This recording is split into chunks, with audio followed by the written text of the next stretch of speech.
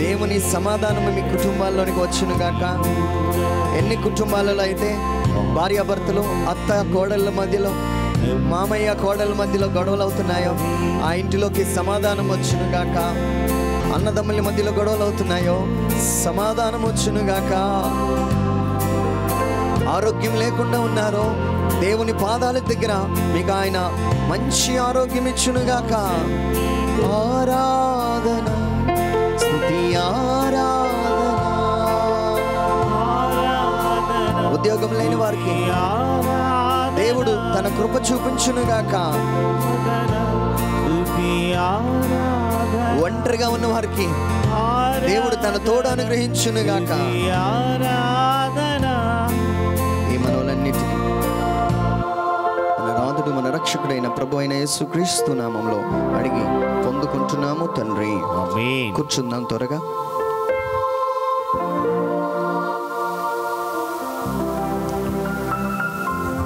Praise the Lord. Praise the Lord. Hallelujah. Hallelujah. Hallelujah. Hallelujah. ద్వితీయోపదేశ కాండము 11వ అధ్యాయము 26వ వచనం. ద్వితీయోపదేశ కాండము 11వ అధ్యాయము 26వ వచనం నేను చదువుతున్నాను, వినండి. నేడు నేను మీ ఎదుట దీవెనను శాపమును పెట్టుచున్నాను. నేడు మీకు ఆజ్ఞాపించు మీ దేవుడైన యెహోవా ఆజ్ఞలను మీరు వినిన ఎడల దీవెనయు, దానిని తృణీకరించిన ఎడల శాపమును మీకు కలుగును. ఇప్పుడు నేను ఇలాగ చెయ్యేస్తుంటే పడిపోయారు అనుకోండి. సో మీలో చాలా మందికి ఏంటంటే ఒకసారి ఆ చెయ్యి నా మీద కూడా వేస్తే బాగుంటుందేమో, అమ్మో చాలా బ్రదర్కి చాలా అభిషేకం ఉన్నది అనేసి చాలా పెద్ద లైన్ వచ్చేస్తుంది. ఎవరైనా ఒక ప్రవచనం చెప్తున్నారు అనుకోండి, ఆ ప్రవచనం చెప్పేసరికి దేవుడు నా కోసం ఏం చెప్తారు. ఇప్పుడు దీని అన్నిటికీ ప్రభు సమాధానం ఏం చెప్తున్నారంటే ఆ దీవెన నీ ఎదుటే ఉంచాడట. చూడండి, నీ ఎదుట అంటే కనబడుతుంది, నీకు ఎదురుగా ఉన్నది. ఈ దీవెన కోసం మీరు ఏమీ చేయవసరం. ఇప్పుడు ఆ దీవెన ఎక్కడున్నది అంటే కొంతమంది దీవెన కోసం చాలా పరిగెడుతుంటారు, కొంతమంది గుండు కొట్టించుకుంటారు, దేవుడు ఆశీర్వదిస్తాడు. కొంతమంది ఇప్పుడు తెలుసు మీకు 40 days వైట్ డ్రెస్ వేస్తారు. కొంతమంది నాగపట్నం వెళ్తారు. ఎందుకోసం తెలుసు ఇవన్నీ? మనకి ఏదో ఒక బ్లెస్సింగ్ కావాలి. We need some blessings. నాకు ఒక దీవెన కావాలి, ఎవరైనా నన్ను దీవిస్తే బాగున్నాను, ఎవరైనా మంచి సేవకుడు వచ్చి ఆయన చెయ్యి నా మీద పెడితే బాగున్నాను. ఇది మన ఆలోచన. హల్లెలూయా. సో ఈ ఆలోచనలన్నిటికీ దేవుడు చెక్ పెడితే ఒకటి ఏమన్నాడంటే, that blessing is very near to you. నీకు చాలా దగ్గరలో ఉన్నది అది. when you will receive that blessing, ఎప్పుడయ్యా నువ్వు ఆ బ్లెస్సింగ్ పొందుకుంటావు? కొవ్వొత్తులు వెలిగిస్తే పొందుకుంటానండి. వంట వండితే బ్లెస్సింగ్ పొందుకుంటాను. ఏమంటే అయిపోయింది, చివరి రోజుల్లో ఉన్నాం. Change your mind. నీ మైండ్ చేంజ్ చేసుకొని దేవుణ్ణి ఆరాధించడానికి ప్రయత్నం చేయి. గుండు కొట్టించుకోవడం, కొవ్వొత్తులు వెలిగించడం ఇంకా చాలండి. అంటే అది నేను తప్పనట్లే. నేను ప్రతి ఇంచుమించు 2 సంవత్సరాలకు ఒకసారి నేను నాగపట్నం వెళ్తా. ఇది నేను తప్పని నీకు చెప్పట్లే, కానీ అది కాదు ఆరాధన. నీ ఎదుట దీవెన నీ ముందుకు రావాలి అంటే అది, అంటే దేవుడు ఎలాగ మనల్ని సృష్టించాడంటే అది నీ దగ్గర ఉన్నది. నువ్వు దాని ఆజ్ఞలను పాటిస్తే ఆ దీవెన నీలోకి వచ్చేస్తుంది. ఆమేన్ చెప్పాలి. You will receive the blessing. ఎవరు చెప్పారండి ఇంకా చెయ్యేస్తే కాదండి? You are a blessing to the nation. నువ్వే అనేక జాతులకు ఆశీర్వాదకరంగా ఉన్నావు. కానీ అది ఎందుకు అవ్వట్లే? ఒకటే కారణం, నేను తక్కువ కులం అండి, నేను అందరి సంఘంలో తక్కువ ఉన్నాను, ఇంకా ఇది ఆలోచిస్తున్నాం మనం. అయ్యగారు చాలా పెద్ద. అచ్చే, దేవుడు మనల్ని ఎలాగ డిజైన్ చేశాడంటే నువ్వు జాతులకు ప్రవక్తగా నిన్ను దీవించాడు ఆయన. ఇవన్నీ వదిలేసి అసలు మ్యాటర్ ఏంటి? Listen the word. ఆయన ఆజ్ఞలను వినగలిగితే, ఈరోజు ఛాలెంజ్ చేస్తున్నానండి, ఈరోజు డేట్ రాసుకోండి. దేవుని వాక్యం ఏది మీకు లోపట మీ హృదయాన్ని కదిలిస్తుందో అలాంటి మాటలు మీరు వినండి. ఆశీర్వాదం రాకపోతే నన్ను అడగండి. ఇంటర్లో 12 సబ్జెక్టులు ఫెయిల్ అయిపోయాను.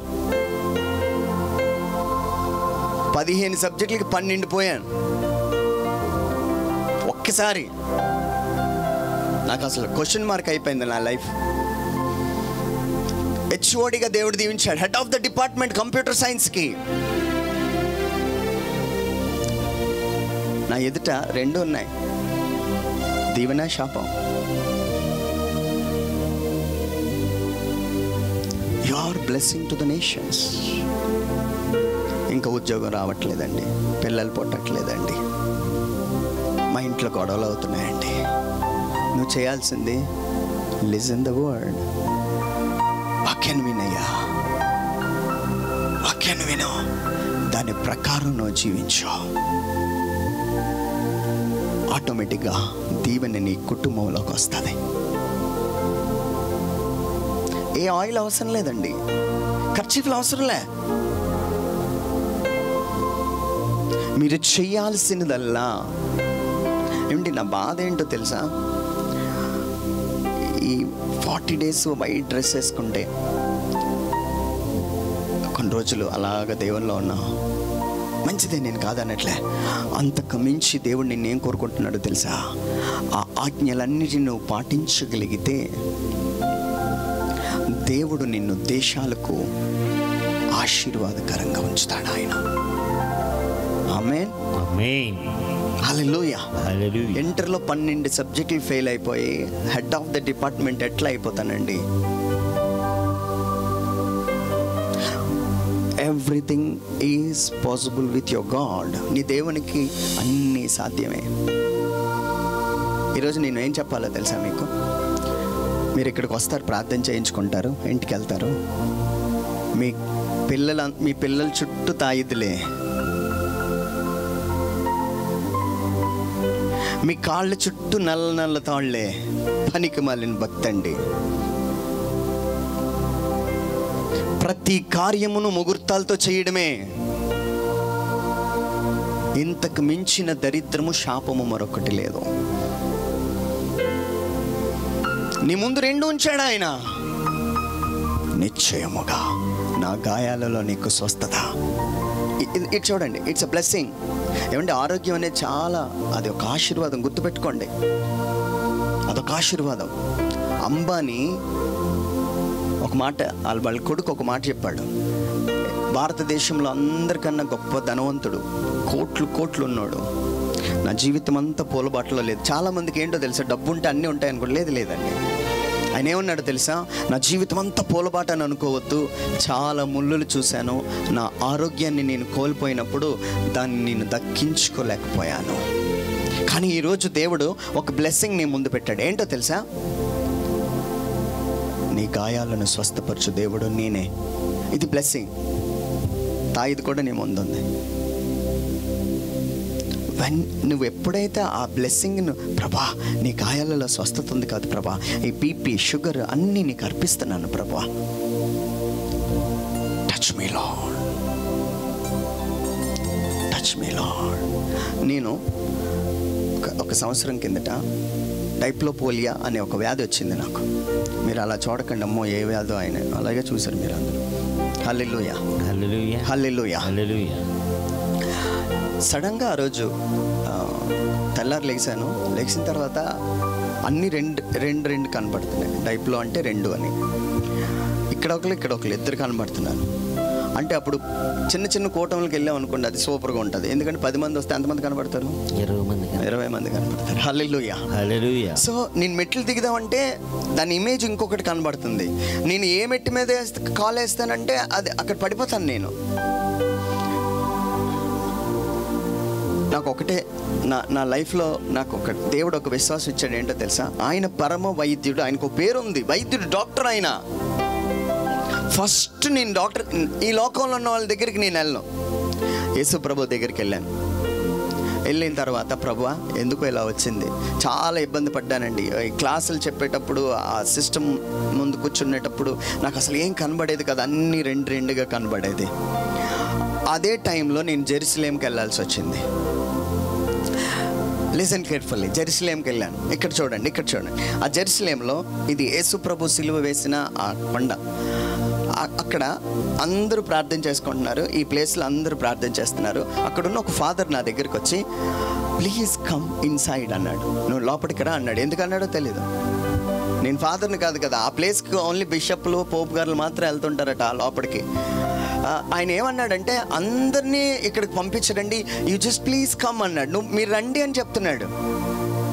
పక్కనున్న వాళ్ళు అందరూ అంటున్నారు, కొంతమంది డబ్బుల కోసం ఇవన్నీ అండి వెళ్ళొద్దు అన్నాడు. నేను వెళ్ళిపోయాను. అమ్మో డబ్బుల కోసం అడుగుతున్నాడని సైడ్కి అయిపోయాను. మళ్ళీ దూరం నుంచి పిలిచాడు, ప్లీజ్ కమ్ అన్నాడు. సో ఏదో కష్టపడి పైకి చాలా కిందకు వచ్చాను. మళ్ళీ పైకి ఎక్కాను. పైకి ఎక్కిన తర్వాత నేను ఒకసారి మీతో పాటు లోపలికి రావచ్చా అన్నాను. లోపలికి వెళ్ళాను. లోపలికి వెళ్ళిన తర్వాత ఒక గ్లాస్ ఉంది, ఇదంతా పెద్ద గ్లాస్ ఉంది. ఆ గ్లాసులో నుంచి యేసు ప్రభుని ఎక్కడైతే సిలువ వేశారో ఆ కొండ, కల్వరి కొండని రియల్గా చూసటానికి ఒక చిన్న గ్యాప్ ఉంది. ఆ గ్యాప్లోంచి చూస్తున్నాను. ఆ గ్యాప్లోంచి చూసిన క్షణమే సడన్గా నా కళ్ళింటి నీళ్ళు వస్తున్నాయి. ఎందుకోసం అంటే నా దేవుని మాట సజీవమై ఉన్నది. ఆయన రక్తము సజీవమై ఉన్నది. ఆయన క్రియలు సజీవమై ఉన్నాయి. బైబిల్లో ఏమైతే చెప్తున్నాయో, గొలియాతు దావీదు ఫైటింగ్ చేసిన స్థలంలో నేను నిల్చున్నాను. ఇవన్నీ ఎందుకు చెప్తున్నానంటే, బైబిల్లో మీరు ఏం చదువుతున్నారో అదంతా సత్యం. ఆ ప్లేస్ ఇలాగ చూశానండి. మోకాళ్ళు వేసాను. బాగా కన్నీరు వచ్చేసింది. ప్రభువా, నా కోసమేగా ఇదంతా. పాపం పోవాలంటే రక్తం చిందించాలిగా ప్రభువా, నువ్వు చిందించేసావయ్యా. నా పాపాలన్నీ పోయాయి. నేను దీనికోసం ప్రార్థన చేయలేదు. ఇలా బయటకు వచ్చేసరికి నా చూపు, నా విషను, మీరు నాకు లాస్ట్ ఇయర్ నేను జెరూసలేం వెళ్ళే ఫోటోలు చూస్తే ఒక గుడ్డు పక్కకు వచ్చేసింది. దానివల్ల అన్ని విజన్ అంతా మారిపోయింది. కానీ ఎప్పుడైతే బయటకు వచ్చానో నా చూపును మరలా తీసుకొచ్చాడు. ఒక్క టాబ్లెట్ వేయలేదు. చప్పట్లు కొట్టాలనిపించలేదు నాకు. మా అన్నయ్య హైదరాబాద్ నుంచి మందు పంపించాడు. ఒక్క టాబ్లెట్ అయిలా. Through his blood I have healing. నాకు స్వస్థత ఉన్నది. ఇది దీవెన. మీరు తాయిదలు కట్టుకోండి. కానీ ఒకటి చెప్తా, ఇది కరెక్ట్ ప్లేస్ కాదు, వెళ్ళిపోవచ్చు మీరు.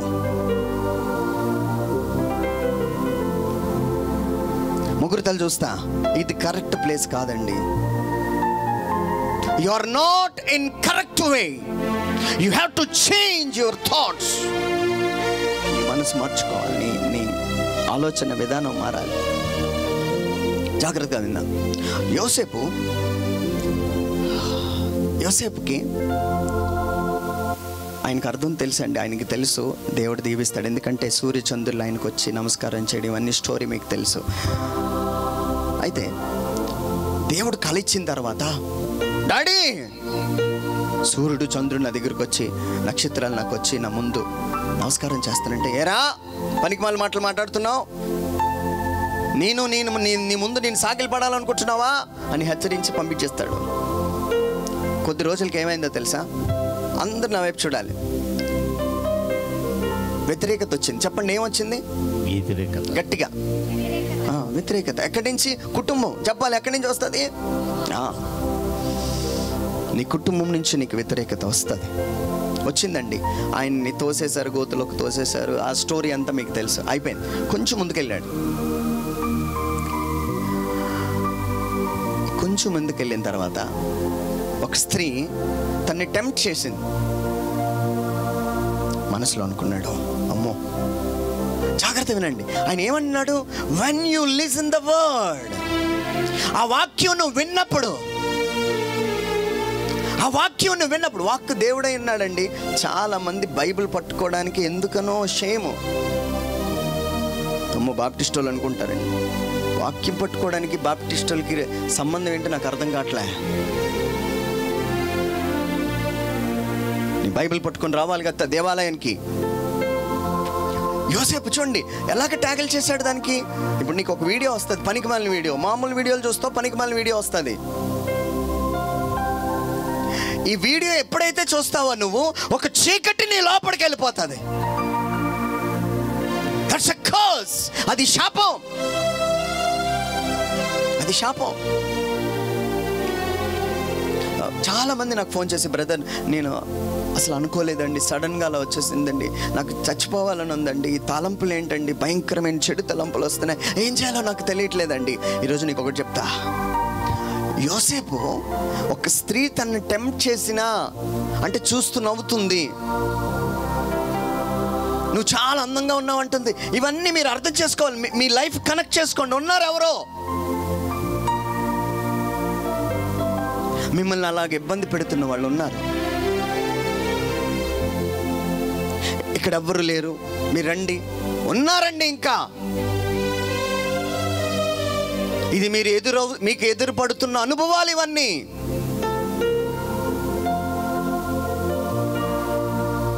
ఎదురుపడుతున్న అనుభవాలు. యోసేపు ఏం చేశాడు తెలుసా? ఒంటరిగా వెళ్ళాడు, అందములందరూ వదిలిపెట్టారు, చాలా బాధలో ఉన్నాడు. తాగాడా?